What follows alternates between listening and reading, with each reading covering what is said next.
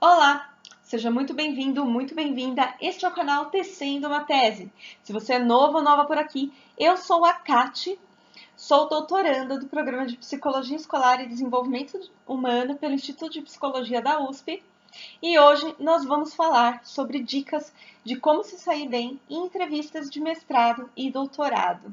Pessoal, não reparem nas minhas olheiras, na minha cara, porque estou no final do semestre. E assim, vocês imaginam ser professora de uma universidade confessional e ao mesmo tempo ter 3 meses para entregar uma tese. Não tem como eu vir aqui falar com vocês com outra cara, tá? Então, por isso que eu tô com essa cara de cansada.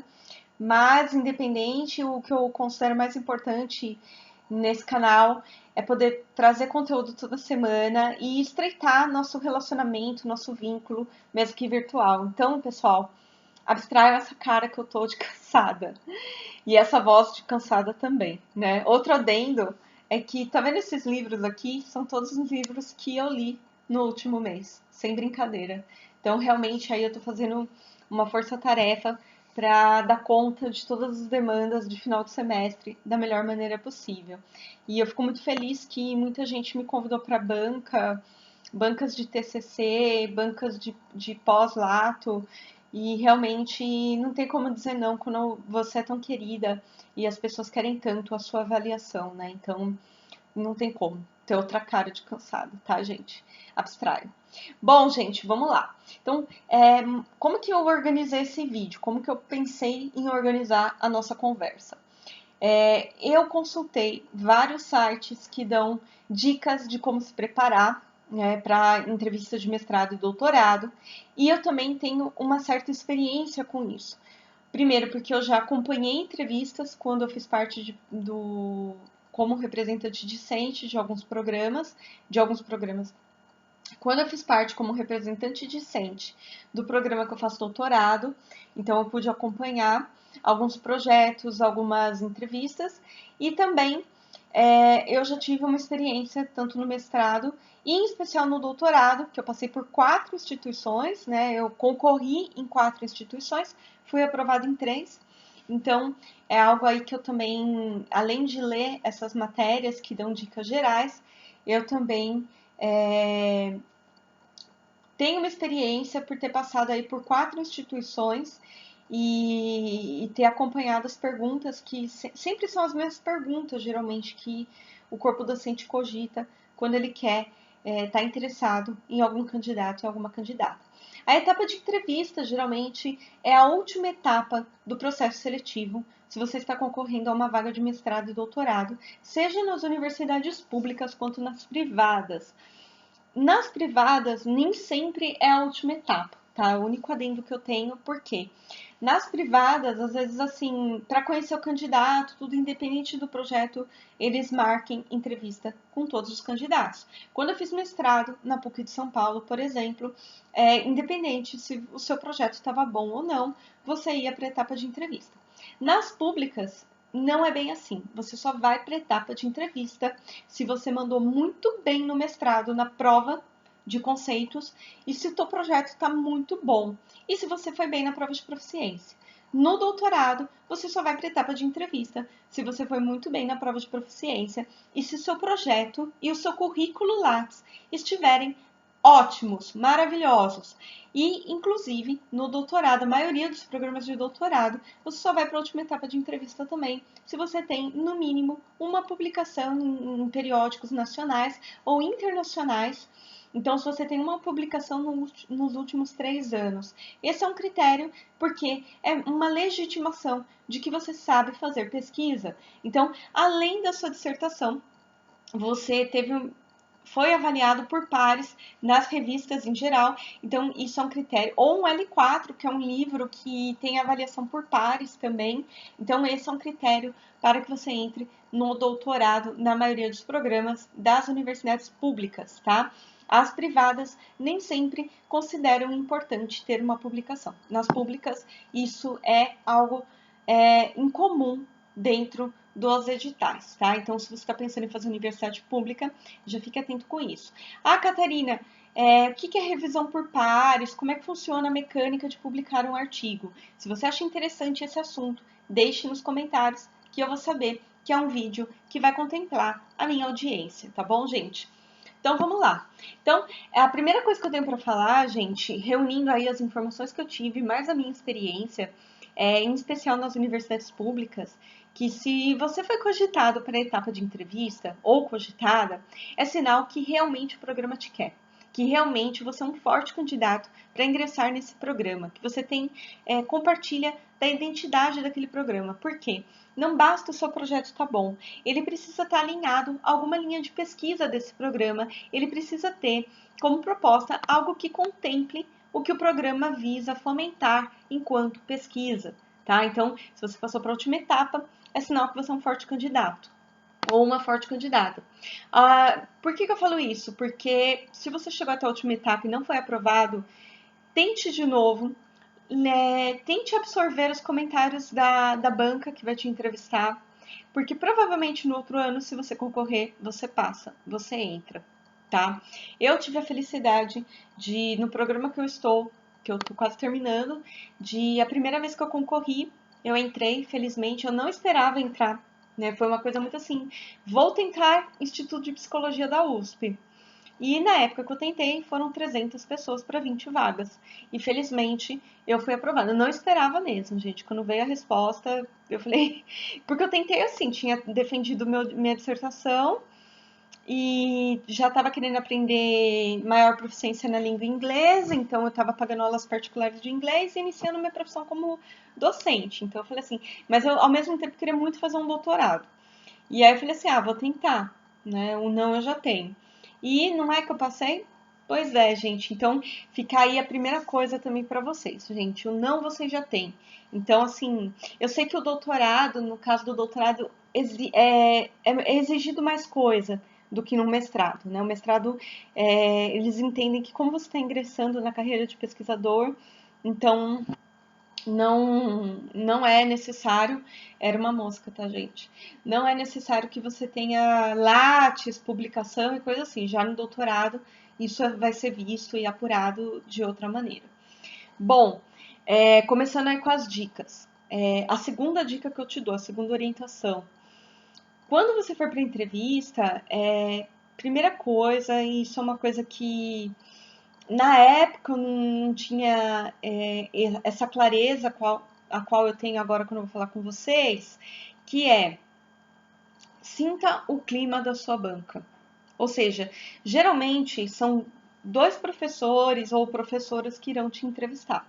Né? Então, no caso do programa que eu faço parte, foram duas professoras, sendo que uma delas tinha interesse em ser a minha orientadora. Foi minha primeira orientadora no doutorado, né? Depois, por vários motivos, eu precisei trocar de orientadora.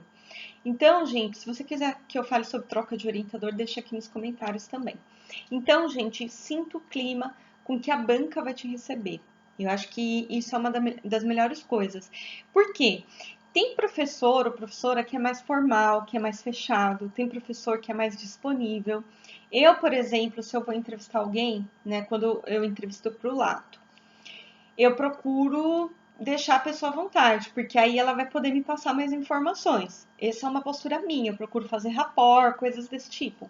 Mas nem todo professor segue essa linha de raciocínio. Então, assim, sinta o clima. Porque às vezes você vai numa vibe e a pessoa tá em outra, e isso já te distancia em questões relacionais. Então, a primeira coisa, eu acho que para qualquer ambiente, né, mas vale aqui também, é você sentir o clima. Que nem vou dar o exemplo da minha seleção. As professoras que iriam me entrevistar, elas me chamaram e quando eu fui até elas, eu fui cumprimentada com um beijo no rosto. Já deu um clima de informalidade, já deu um clima de acolhimento, tá? Inclusive é uma coisa que eu sempre falo para todo mundo, né? A entrevista do programa que eu estou foi uma entrevista assim que eu me senti muito respeitada como candidata. Né? Nem sempre esse relato acontece. Se você quiser que eu fale mais sobre violência simbólica na entrevista de mestrado e doutorado, deixa aqui embaixo que eu faço outro vídeo também. Então, gente, eu fui de verdade, no programa que eu tô, fui muito respeitada na entrevista. Eu realmente senti que as pessoas estavam lá não para disputar poder comigo, nem para me pôr numa posição de oprimida, de submissão. Eu senti que realmente as duas professoras que me entrevistaram estavam lá para me avaliar, né? Embora elas tivessem me receberam de uma forma acolhedora, inclusive, né? Nem sempre você vai ser recebido dessa maneira, tá? Mas, assim, cursos de humanas geralmente acolhe, né? Ou faz violência simbólica, 880 também, né? Mas, assim, gente, então, como eu ganhei um beijo no rosto, assim, me receberam com um sorriso. Aí ainda perguntaram, porque no meu Lattes está o meu nome social, que é Catarina.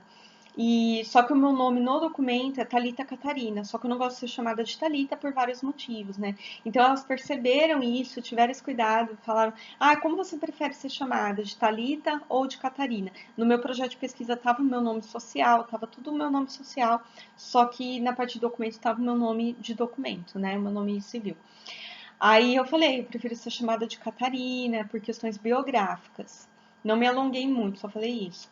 Aí a outra professora que já tinha interesse em ser minha orientadora falou: Nossa, comigo acontece o mesmo, eu prefiro ser chamada pelo meu segundo nome do que pelo meu primeiro. E aí ela já me lançou um sorriso também. Então eu entendi que ali seria mais um tom de conversa do que alguém me fazendo uma inquisição, tá? Então sinto o clima e aí eu pude sorrir, eu pude falar de um modo mais informal. Mas, gente, nem sempre é assim. Às vezes você vai para uma entrevista, e já teve entrevistas que. A entrevista que eu fiz também no outro programa que eu passei na Unifesp, que foi. Assim, eu quase não tive perguntas do meu projeto, porque a pessoa era uma pediatra social, uma médica que me entrevistou, e ela foi um amorzinho comigo, assim. Nossa, ela mais ficou interessada em saber por que eu queria pesquisar aquele tema do que alguma coisa técnica do meu projeto. Então você vai ter aí a segunda coisa, né, já entrando nas perguntas. Então você vai ter diferentes posturas, tá? Também já tive um professor nessa postura mais formal, mais inquisidora. E tudo bem, gente, é o jeito do professor, muitas vezes, né? Então, eu tive um professor que eu fui para entrevista na terceira instituição que eu participei do processo seletivo de doutorado, que eu senti que eu estava numa banca de defesa de novo, porque ele pegou e ele esmiuçou o meu projeto. A entrevista foi 1 hora, ele me inquirindo, eu achei que eu não ia ser nem aprovada e eu fui também. Porque é o jeito dele. Não adianta, cada pessoa tem um perfil, né? Então, não dá pra gente esperar que todos tenham o mesmo perfil. Os professores vão desenvolvendo o modo de lidar com o papel de professor de maneiras diferentes. Então, sinta o clima da onde você está pisando, antes de você ter qualquer atitude, tá? Acho que é uma dica bacana aí para quem está inseguro ou insegura. Dentro de sentir o clima, é uma pergunta que me fazem muito e parece uma coisa fútil, mas eu não considero fútil. Catarina, com que roupa que eu vou na minha entrevista? Gente, é diferente de uma entrevista de trabalho numa empresa. Entrevista para mestrado, doutorado, você precisa estar muito à vontade com você mesma. Então, eu recomendo assim, vá com a roupa que você se sinta mais à vontade. E o que eu quero dizer por mais à vontade? Às vezes é muito subjetivo o que é mais à vontade para mim do que para você. Eu lembro que eu fui, assim, para mim à vontade foi ir com um macacão e uma sapatilha na minha entrevista de doutorado. Para mim, à vontade foi com uma sapatilha, uma calça jeans e um blazer. Numa das entrevistas que eu fui. Para mim, à vontade é ir com uma calça jeans e uma camisa social e um sapatênis. Então, esse é o à vontade da Catarina. Pode ser que não seja o seu. Mas eu procuro não nem me maquiar ou nem exagerar na maquiagem. Sabe, gente? Porque eu quero que a pessoa veja o meu projeto, o meu trabalho, e não a cor da minha unha, do meu cabelo, da minha maquiagem. Então, para mim, eu uso uma maquiagem leve, se é que eu uso, tá, gente? Que até cada vez menos eu venho usando maquiagem. Então é isso, vá de acordo com que você se sinta mais à vontade, tá? Porque. E outra coisa, isso distrai você, te desvia do foco. Se você fica pensando na cor do esmalte, se você fica pensando, no caso dos homens, né? Na cor do terno, né? Que eu já tive candidato que às vezes, cliente que pede uma orientação para mim em relação a isso, que, gente, você está perdendo teu tempo, você poderia estar fazendo outras coisas que te colocariam numa posição melhor nessa entrevista. Então, pega a roupa que você se sinta mais à vontade, tá, gente? Que você se sinta aí, que você realmente está bem apresentável e está confortável, porque a pior coisa é você falar de pensamentos complexos, críticos e abstratos, e você tá com uma roupa te apertando, um sapato te apertando, uma maquiagem sobrecarregada que tá lá, que você não sabe se tá carregado ou não. Então a melhor coisa é você se sentir à vontade, tá bom? Então, posto isso, essa questão da chegada, do rapport, a gente vai para o próximo tópico, que é, bom, uma das coisas importantíssimas é você estudar o seu projeto. Ah, mas Catarina, se eu fiz o projeto, eu sei o que está escrito lá. Não, gente. O projeto, ele tem argumentos interessantes e importantes que você vai precisar elucidar na sua entrevista de mestrado ou doutorado. Então, estude o seu projeto, tá? Dá uma lida, tira um tempo para ler. Não é ler indo para a entrevista, sabe? Tira aí um tempo para você se preparar mesmo, sabe? Decore as partes do seu projeto, porque tem banca de entrevista que vai pegar assim, ah, na página 5 do teu projeto você está falando tal coisa. Você pode explicar melhor isso? E aí, gente, se você não estudou, se você não lembra, a nossa memória, ela é seletiva. Ela reprime, ela manda para um certo lixão no nosso cérebro coisas de curto e médio prazo. Então, para que a gente fixe bem, é importante que a gente estude o projeto. Por quê? Uma das coisas que a banca vai querer saber no dia da entrevista é se você possui amplo domínio sobre o seu problema proposto, sobre o seu problema de pesquisa. Uma das coisas que a banca se debruça muito quando ela vai perguntar em projeto, quais são os pontos do projeto que a banca vai se debruçar bastante? No problema de pesquisa, nos objetivos e o que eles vão se debruçar. Se em 2 anos, no mestrado, ou 4 anos, você vai ser capaz de entregar aquilo. Então, muitas vezes eles perguntam, como é que você pensa em fazer isso? Tá? Se o objetivo e o problema de pesquisa está claro e conciso.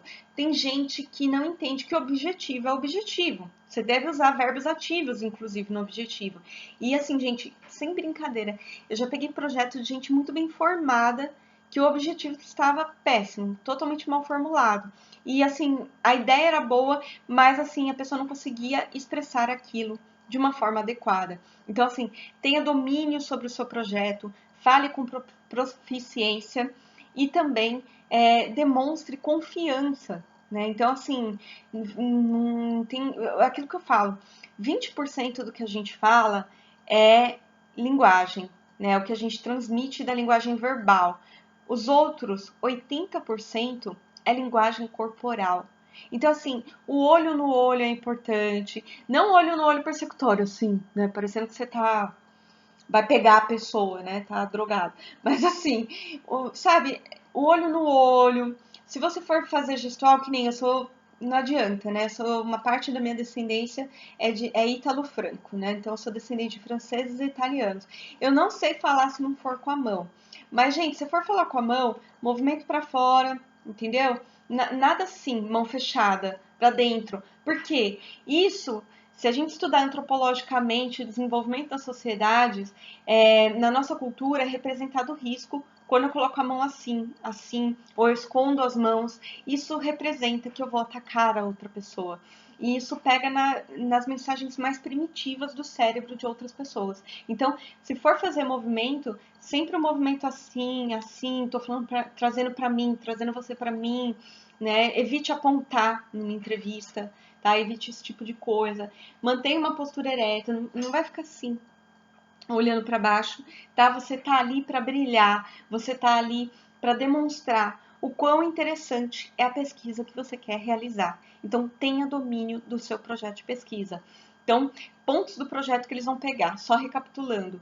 Geralmente eles vão pegar o problema de pesquisa, geralmente eles vão pegar os objetivos da sua pesquisa e a parte metodológica e como você vai analisar os dados metodológicos. Essas são as principais preocupações que os professores terão e irão querer saber uma resposta a respeito do que você pensou como pesquisa, tá? Porque são os pontos aí nevrálgicos de um projeto. Então, fique atento em relação a isso. Não que o restante não seja importante, mas esses pontos do projeto sinalizam a parte de execução de uma pesquisa. E é muito difícil para um jovem pesquisador saber executar algo. Muitas vezes ele entende a teoria, ele tem ótimas ideias, mas ele não sabe executar. Por isso que a banca vai te perguntar sobre isso. 2. Conheça a dinâmica de um processo de pesquisa, né? Um outro item dentro do que eu pesquisei e dentro do levantamento que eu fiz, né? Eu considerei importante trazer para você. Bom, se você possui um conhecimento prévio sobre o que é uma entrevista, né, e como se portar nela, isso é muito valorizado pela banca, porque você vai estar mais aberto às sugestões da banca. Então, isso ajuda em 30% em você se dar bem na entrevista. Né? Então, Catarina, como que eu posso conhecer a dinâmica de um processo de pesquisa? Né? Tendo realizado uma, né? Então, você passou por um mestrado, é importante você explicar. Eles muitas das vezes pedem para que você apresente. Teve uma entrevista que eu fui que perguntaram para pediram para eu discorrer sobre a minha entrevista de mestrado. Ai, gente, quando a gente tá cansado é horrível fazer vídeo, né? Porque eu penso uma coisa, mas a palavra demora para chegar. Então, eu tive que explicar, apresentar, em linhas gerais, o meu mestrado. Por que fizeram essa pergunta para mim? Para saber se eu sei operacionalizar uma pesquisa. Entendeu? Para saber se a execução da minha pesquisa fui eu mesma que fiz ou foi o meu orientador que me acobertou. Porque tem pessoas que depois de admitidas recebem bolsa, muitas vezes até, e elas não sabem executar uma pesquisa. E o orientador, com receio de baixar a nota do programa, ele protege tanto esse aluno para não prejudicar o programa, que muitas vezes ele sai do mestrado sem saber executar uma pesquisa. E se você saiu assim, dificilmente você vai encarar um doutorado, porque o nível de autonomia que você precisa ter num doutorado é 5 vezes maior do que o nível de autonomia que você precisa ter no mestrado. Então, isso é uma coisa que realmente você demonstrar que você entende um processo de pesquisa e as etapas dela é importantíssimo, principalmente para doutorandos, tá? Mestrando, eles ainda dão desconto porque tem programa que você não vai fazer hoje em dia nenhuma dissertação. Você vai fazer um estudo exploratório para uma linha de pesquisa maior, entendeu? Você vai publicar 3 artigos e a banca vai ser análise dos 3 artigos já publicados. Então, dependendo do programa, isso é dado um desconto para mestrandos. Mas doutorando, gente, não tem escapatória. Você precisa saber fazer uma pesquisa, né? Outra coisa, isso tira muito ponto mesmo, tá? Seja uma pessoa confiante, mas não arrogante. Então, outro ponto, eu vejo muita gente que não tem confiança, por eu vir da psicologia, eu não posso deixar de entender, de fazer uma análise do comportamento humano e da intersubjetividade nas pessoas, né? De como elas expressam coisas que nem sempre é o que elas estão querendo expressar. E assim, gente, ser confiante não é ser arrogante, tá? Tem uma diferença tremenda nisso. Porque eu falo assim, pesquisador precisa ser humilde. Porque assim, a gente sempre tem algo a aprender. Se você, como pesquisador, for uma pessoa muito fechada, você não consegue enxergar os fenômenos à sua volta. Como é que você vai escrever sobre eles? Então, assim, demonstre que você tem engajamento naquele projeto, que você tem interesse em realizar aquela pesquisa, mas se houver uma sugestão da banca, e geralmente eles fazem, assim, olha, que nem na entrevista que eu fiz, eu tinha colocado que eu ia trabalhar com 2 métodos no meu doutorado. Eu iria trabalhar com história oral, né? Dentro da história oral, eu iria trabalhar com a modalidade história de vida, dentro do espectro, né, das metodologias biográficas, na verdade. Tem uma diferença entre história oral e história de vida. Se você quiser saber, eu posso gravar um vídeo. Mas, assim, eu iria trabalhar com métodos biográficos, dentre eles a história de vida, e eu iria também trabalhar com etnografia. Então, no meu doutorado, eu queria trabalhar com esses 2 métodos a princípio, e a banca considerou que eu até falei muito bem sobre os 2 métodos, né? Então, quando eu falei, eu já tive o feedback, muito bem, né? Você conseguiu explicar como realizar esses dois métodos. E assim, gente, eu expliquei e também contei a minha experiência, né? Eu adotei essa estratégia na entrevista. Então, métodos biográficos eu trabalho já desde a minha graduação com eles, então eu tenho mais facilidade em manejar. E etnografia, por eu ser supervisora de estágio, antes, quando eu entrei no mestrado, eu era supervisora de estágio em psicologia escolar. Depois eu mudei de universidade, entrei numa universidade confessional e aí me deram a cadeira de psicologia escolar. Como é o meu doutorado em psicologia escolar, eu assumi totalmente essa cadeira. E se trabalha muito etnografia nas escolas, nas ONGs, pesquisa participante, métodos sociais de pesquisa. Então, eu contei um pouco do quanto que eu tinha de relacionamento em relação a esse método também. Eu achei que foi uma boa estratégia na época. E a banca, só para vocês entenderem, falou que realmente eu apresentei adequadamente o método do meu projeto. Mas aí uma professora, eu me lembro que ela falou assim, Catarina, por que ao invés de você trabalhar com dois métodos, você não trabalha um só e aprofunda a análise desse método e a sua contextualização? Porque quando a gente já faz história de vida, todo mundo que trabalha com história de vida precisa fazer um capítulo histórico do fenômeno que está pesquisando. Então, eu pesquiso um movimento social de protagonismo infanto-juvenil. Então, eu pesquiso adolescentes de movimento social. E assim, eu teria que contextualizar toda a parte histórica, utilizando documentos oficiais, políticas públicas, até para eu ter uma noção do que vai vir nos relatos posteriormente. Então, já dá um tremendo trabalho fazer um levantamento histórico. E aí eu ainda ia fazer etnografia mais. E aí a banca falou, Catarina, por que você não utiliza apenas um método? Né? Porque você já vai ter um capítulo histórico que também demanda tempo, pesquisa, quer dizer, vai ficar muita coisa, a tese vai ficar enorme. E realmente, quando a banca te dá sugestão, gente, não é que você deva acatar a sugestão, mas receba com carinho, porque a pessoa está pensando com você. Então, eu vejo que tem muita gente nas entrevistas que eu já pude acompanhar, que a banca da sugestão, a pessoa acha que está criticando o projeto dela, a pessoa está totalmente fechada e reativa. E muitas vezes a banca da sugestão de propósito, para ver como você recebe aconselhamentos, porque nada mais é o papel do orientador do que te aconselhar em relação às práticas da sua pesquisa, porque se você fosse uma pessoa que não precisasse de alguém para te aconselhar, você já teria doutorado, pós-doutorado e livre docência, não é mesmo? Então, assim, gente, acate as sugestões, agradeça. Mesmo que você não tenha uma resposta na hora, como eu não tive, eu falei assim, olha, eu agradeço muito a sua sugestão e eu ingressando no programa, podendo realizar essa pesquisa, eu irei pensar nela com carinho. Né? Como eu estava num clima de informalidade, eu falei dessa maneira. Então, eu irei pensar com carinho, considero válida a sua sugestão e prometo que eu irei pensar nela. Sabe, gente, não custa nada agradecer pela dica que o outro está te dando. Mas tem muito candidato, muita candidata que é bem arrogante nessa hora. E não porque eu já costurei, que quer mostrar um trabalho, sendo que ali é uma sugestão. Então, leve isso em consideração.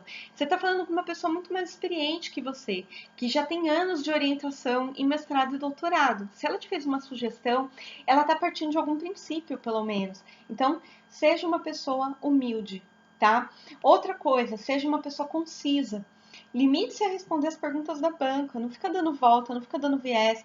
E assim, procure mostrar o potencial do trabalho que você quer realizar. Tá? Se a banca não perguntar nada da sua vida pessoal, não fale da sua vida pessoal. E geralmente eles não perguntam. Só a entrevista que eu fui, que foi uma pediatra social, que me perguntou da minha vida, porque ela achou meu tema tão diferente que ela falou assim: você deve ter uma história de vida muito outsider para ter tido essa ideia de pesquisar protagonismo, participação política de crianças e adolescentes, né? Trazer essa ideia de que crianças e adolescentes têm uma subjetividade política. E aí eu contei um pouco, brevemente, tá, gente? Não é para desfiar o rosário. Eu contei um pouco de como eu fui atuante na minha adolescência, de como eu participei de movimentos contra a cultura, quando eu estava aí no ensino médio, quando eu estava na sétima, oitava série, eu já tinha essa inclinação. Fui aluna de escola que eu ajudei a organizar o Grêmio da escola, então eu tive uma participação muito ativa dentro das possibilidades da minha época, de como adolescente, como criança, participar politicamente dos espaços que eu ocupava, né? Então, isso foi o que gerou o meu projeto de doutorado também, né? Não que eu tenha um viés ou um envolvimento que me deixe uma cegueira, mas foi algo que me deixou mais sensível para a capacidade de atuação política de crianças e adolescentes. E foi só isso que eu respondi, né? Eu não contei outras questões da minha vida, porque ela queria saber da onde da minha história que eu fui enxergar o fenômeno de que crianças e adolescentes são capazes de ter atuação política, que é a minha tese.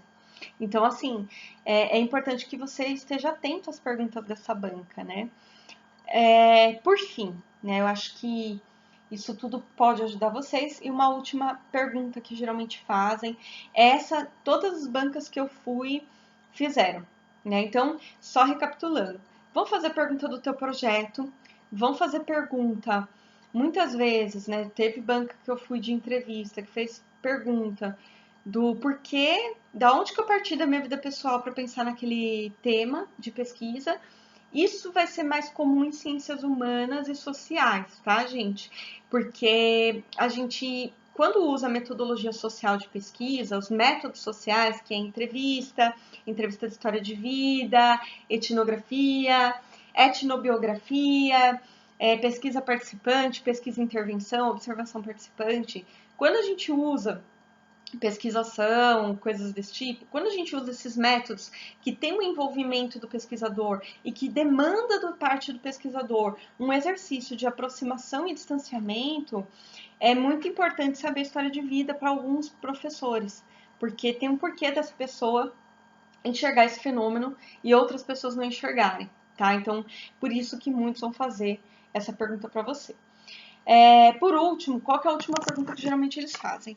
Quanto tempo de dedicação você vai ter para realizar o seu mestrado e o seu doutorado? Gente, ali não é o momento de você pedir bolsa de estudos, tá, gente? Eu sei que eu sou a primeira a levantar a bandeira de que não dá para fazer mestrado e doutorado sem bolsa de estudos. Eu acho, assim, desumano você fazer mestrado, doutorado sem bolsa de estudo, porque é pedido que você tenha de 20 a 40 horas semanais de dedicação.